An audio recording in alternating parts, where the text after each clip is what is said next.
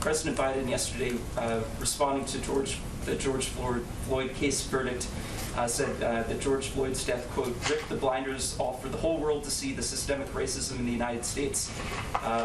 But he's an architect of multiple federal laws in the 1980s and 90s that disproportionately jailed black people and contributed to what many people see as systemic racism. The activist Cornel West said that Biden was, quote, one of the core architects of mass incarceration, and that, quote, I think Biden is going to have to take responsibility and acknowledge the contribution he made to mass incarceration. To what extent does President Biden acknowledge his own role in systemic racism, and how does that inform his current policy positions? Well, I would say that one of the president's core objectives is addressing racial injustice in this country, not just through his rhetoric, but through his actions. And what anyone should look to is his advocacy for passing the George Floyd Justice and Policing Act, for nominating leaders to the Department of Justice to address long outdated policies, and to ask his leadership team here in the White House to prioritize these issues in his presidency, which is current and today and not from 30 years ago. Does he believe it's important to accept his own culpability? I think I've answered your question. Go ahead. Questions.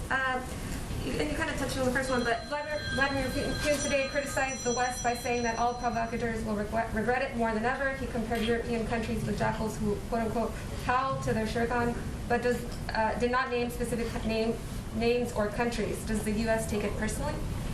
I don't think we take anything President Putin says personally. We have tough skin. And then the second question is on February 2nd, this is to immigration. Biden signed an executive order calling for the CDC and Homeland Security to review Title 42. I was wondering if there's any update on that review. Title 42 is still in place because we are still in the midst of fighting a global pandemic, so I don't have any predictions of when that will change. Go ahead. Hi, Jen. Taylor Poplars with Spectrum News. Three quick questions. I'll make them quick. First, has the president been briefed on 16-year-old Micaiah Bryant being shot and killed by police in Columbus, Ohio yesterday? It happened moments before the Chauvin verdict came out. Yes. I said to you yes, and let me just say, since you gave me the opportunity, the killing of 16-year-old Micaiah Bryant by the Columbus police is tragic. She was a child. We're thinking of her friends and family and the communities that are hurting and grieving her loss.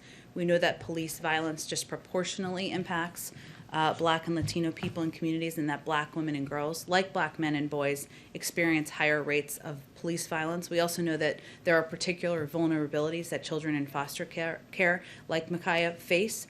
And her death came, as you noted, just as America was hopeful of a step forward after the traumatic and exhausting trial of Derek Chauvin and the verdict that was reached. So our focus is on working to address systemic racism and implicit bias head-on, and of course to passing laws and legislation that will put much-needed reforms into place at police departments around the country.